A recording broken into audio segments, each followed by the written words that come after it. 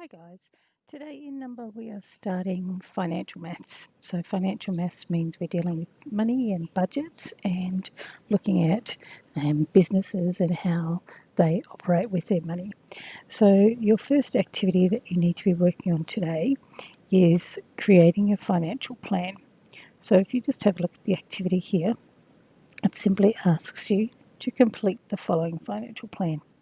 You're pretending you have received $35 pocket money each week. Each week, you then need to pay $12 in bills as your weekly expenses.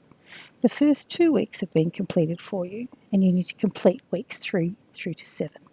So it's simply having a look at the money that is in our bank. So that's what this column is, our total savings. Okay, this money is already in our bank. So we would now say you've got $46 currently in your bank.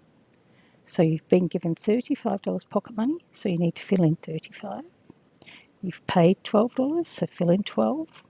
You've saved how much money?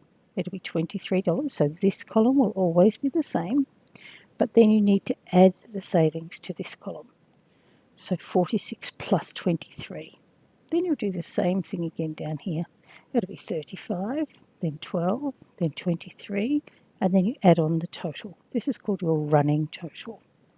Okay, so I'm going to quickly just do it here and show you how to do this one. So that would simply be 35. This would be 12. This would be 23, as I said. And then we need to add 23 on to 46, which gives us which gives us a total of $69. Okay, then I would come down here and I would type in my 35, my 12, my 23, and then 69 plus another 23. I'm not going to complete that part because otherwise it means I'm doing it all for you. Then you need to answer these questions. How much money did you save in total for after 6 weeks? So the total that you have down here will be the amount you've saved. Find that out. Then you've got 3 options. You've got 3 options you're saving for.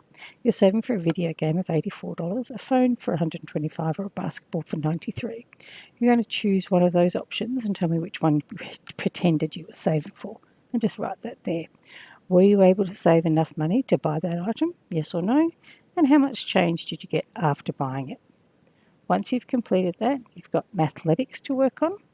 And if you would like to go on with and do some extension, you could be doing that as well. The extension is very, very easy, and particularly those of you that just love simple addition and subtraction. And remember, it's just moving that decimal point.